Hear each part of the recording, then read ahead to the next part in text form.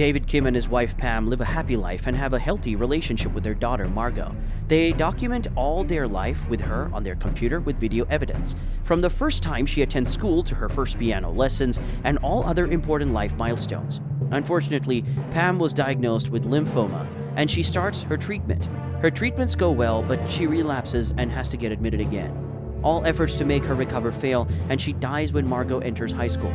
David stays with her daughter, and he maintains constant communication with her. One day, he sends a message to Margot because she has forgotten to take away the trash. He tries to remind her if she recalls that she had forgotten something, but she doesn't even remember. So he does a FaceTime with her and shows her the trash, telling her she should take it away when she returns that evening. He inquires about her whereabouts. She responds mentioning she is at a study group with friends and anticipates a late return home. He asks her about her finals that day and she claims she did well, and even if she didn't, the teacher won't fail her. He tells her he is proud of her but hesitates to tell her Pam would be proud of her too. He ends the conversation by reminding her about the trash and tells her to take it when she returns.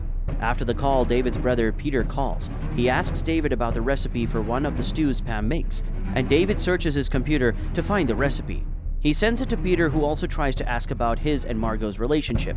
After David ends the call, he sees a video of Pam teaching Margot how to make the stew and gets emotional, so he hides the video.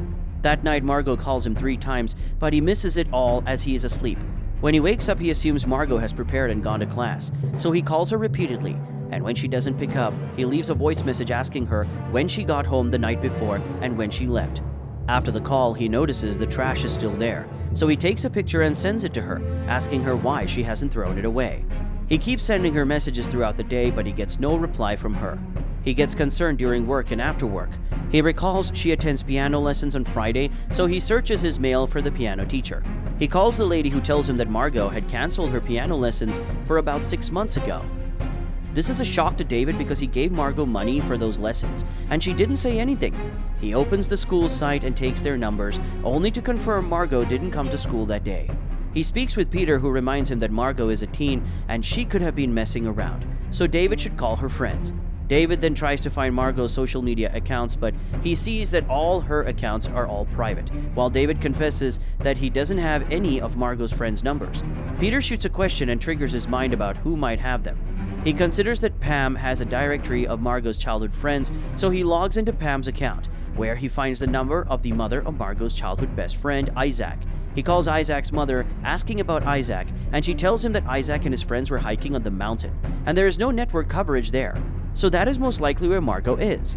He asks her to tell Isaac to call in the morning when they return. Isaac calls him, and to his shock, he says Margot didn't go with them. He starts considering the possibility of Margot being missing, so he calls the police. He is assigned to a detective, Vic, and they start the investigation. At the same time, he does some research on Vic and sees an article on her in a recovery building clinic with ex-convicts.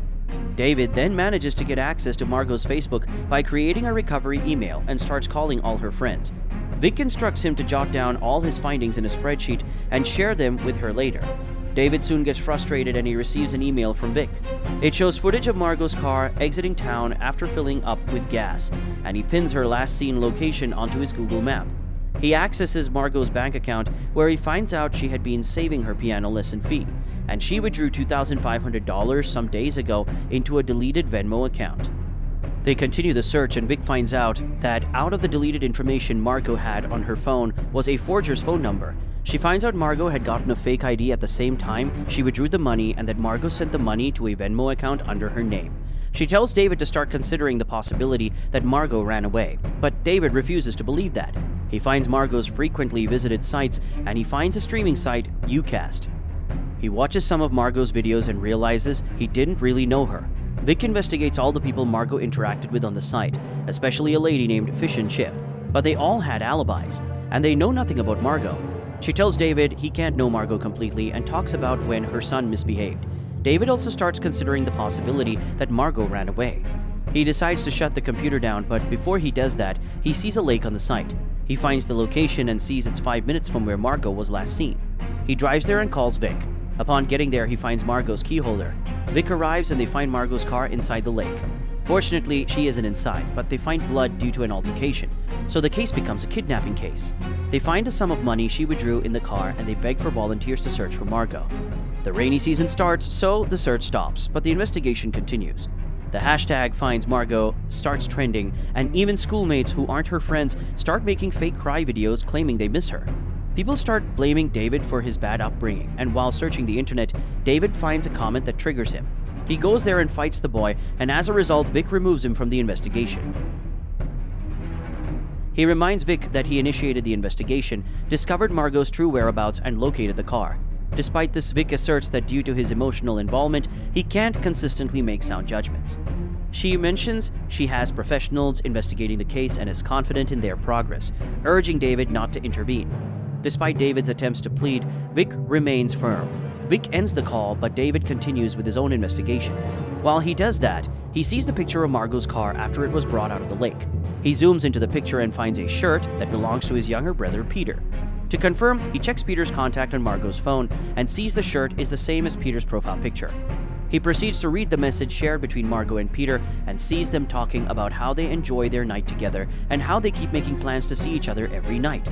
He wonders if Peter is having a relationship with his daughter, and instead of calling Vic, he buys cameras and visits Peter. He sets them around the house, and when they sit to talk, he asks Peter when was the last time he saw Margot. Peter tries to deny meeting with Margot until David reads out the conversation on Margot's phone. David confronts Peter and starts fighting him, so Peter confesses they smoke weed together. He insists they only talked and smoked weed, nothing else. He says David doesn't talk with Margot and she is lonely. While they're talking, David receives several messages from Vic that they have found the person who killed Margot. He calls Vic later and he finds out the man, Randy Cardoff, an ex-convict, made a video confessing to killing Margot and he committed suicide.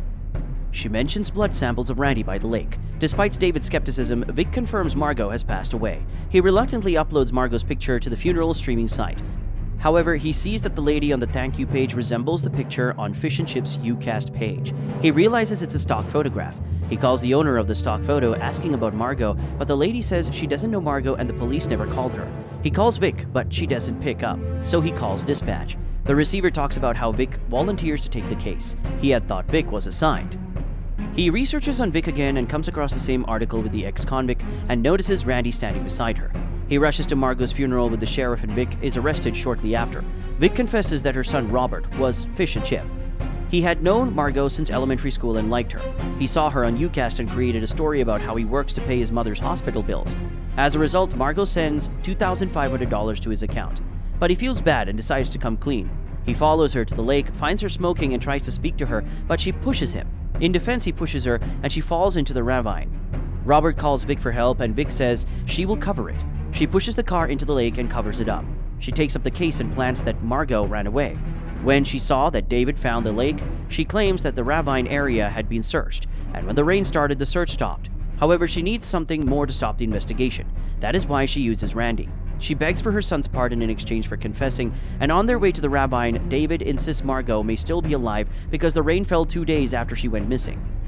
They bring Margot out alive, but with injuries. After she recovers, she applies to study piano, and her father tells her he's proud of her, and Pam would be proud of her too. Margot changes her display picture from Pam's picture to her father's picture, signifying their relationship has gotten closer. Subscribe to watch more videos like this, leave a like to help the channel out. Also leave a comment if you'd like us to recap your favorite movie. Thanks for watching.